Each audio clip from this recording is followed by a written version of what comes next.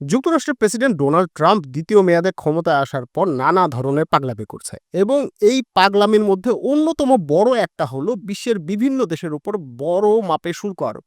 এবং এই শুল্ক আরোপের ব্যাপক একটা প্রভাব রয়েছে এবং এই প্রভাব কিন্তু আলটিমেটলি আমেরিকার জনসাধারণকে সহ্য করতে হবে।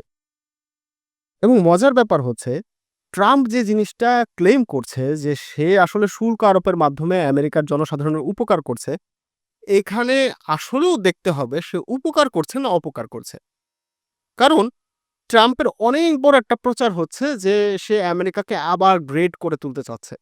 কিন্তু ট্রাম্প যেভাবে শুল্ক আরোপ করছে এবং সে যে পথে আগাচ্ছে তাতে আমেরিকার আসলে আবার গ্রেট হয়ে ওঠা খুব টাফ হয়ে যাবে। এটার কারণ হচ্ছে আমেরিকার বর্তমান অবস্থান এবং আমেরিকা বর্তমানে যেভাবে চলে সেই জিনিসগুলো। আসুন দেখি আসলে ট্রাম্প কি করছে। ট্রাম্প দ্বিতীয় মেয়াদে ক্ষমতায় আসার পর সে প্রথমেই যেটা করলো সেটা হচ্ছে ঘোষণা দিল যে আমি বিশ্বের বিভিন্ন দেশের উপর অনেক শুল্ক আরোপ করব, কারণ এই দেশগুলো আমেরিকার সঙ্গে ভালো আচরণ করে নাই, তারা আমেরিকার স্বার্থ রক্ষা করে নাই, বিভিন্ন সময় নিজেদের স্বার্থ দেখেছে যেখানে আমেরিকা তাদেরকে সহায়তা করার চেষ্টা করেছে। ভালো কথা।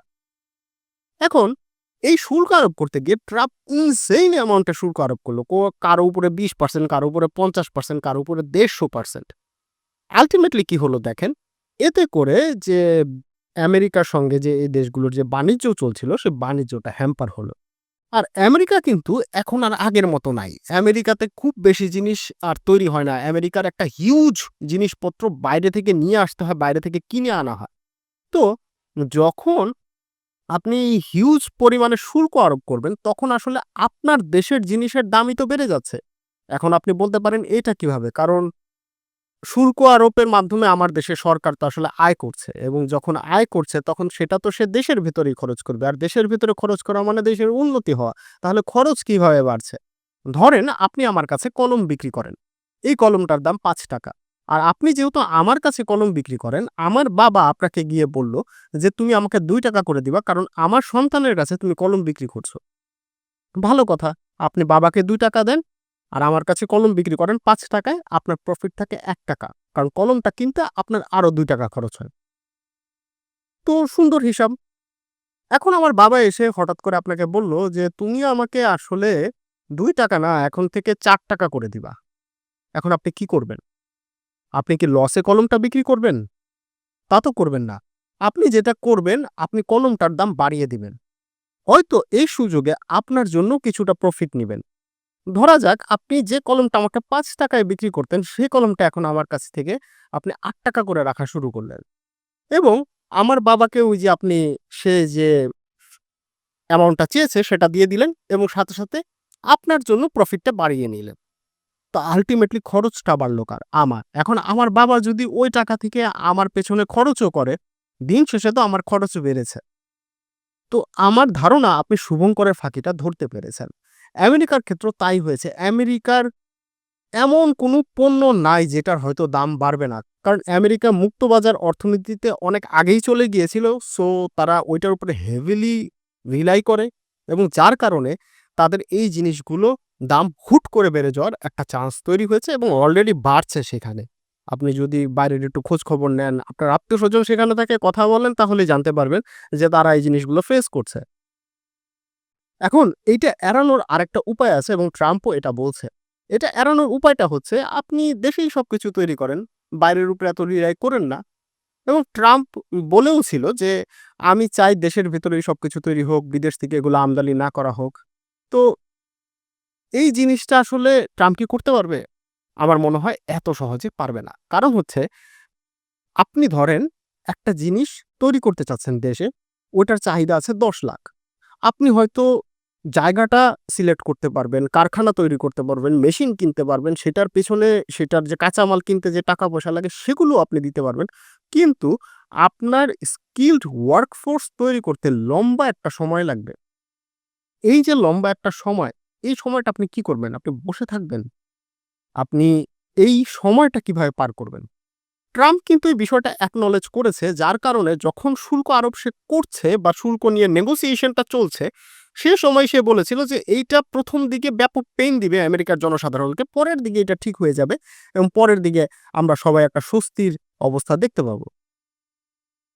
ট্রাম্প এটা কেন বলেছে? কারণ ট্রাম্প তো ব্যবসায়ী। ট্রাম্প নিজেও রিয়ালাইজ করেছিল যে সে আসলে যেই মুহূর্তে শুল্কটা আরোপ করবে সবকিছুর দাম বেড়ে যাবে এবং তার পক্ষে আমেরিকার জনসাধারণকে ঠান্ডা করা একটু টাফ হয়ে যাবে। আমেরিকার জনসাধারণ কিন্তু আমাদের দেশের মতো না। আপনি প্রতিশ্রুতি দিলেন, প্রতিশ্রুতি রাখলেন না। এট লিস্ট তারা দেখলো যে আপনি প্রতিশ্রুতি টাচও করেন নাই। তারা কিন্তু এটা শোধ নেয়, ভালোভাবেই শোধ নেয়।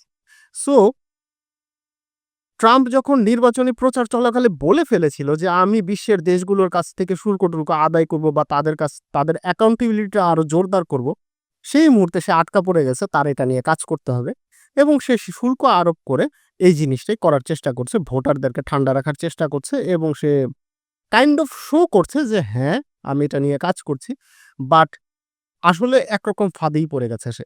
কারণ শুল্ক আরোপ না করেও তার উপায় নেই, আবার শুল্ক আরোপ করলে এই ধরনের ঝামেলাগুলো হচ্ছে। তো এইটা থেকে ট্রাম্প কিভাবে বের হয় এটা আসলেই দেখার বিষয়। ট্রাম্প আরেকটা পাগলামি করছে সেটা হচ্ছে ট্রাম্প ধীরে, ধীরে আমেরিকার প্রভাবটা নষ্ট করে দিচ্ছে এবং এটা সে উইলিংলি করছে কিনা তা আমি জানি না, বাট প্রভাব হ্যাম্পার হচ্ছে।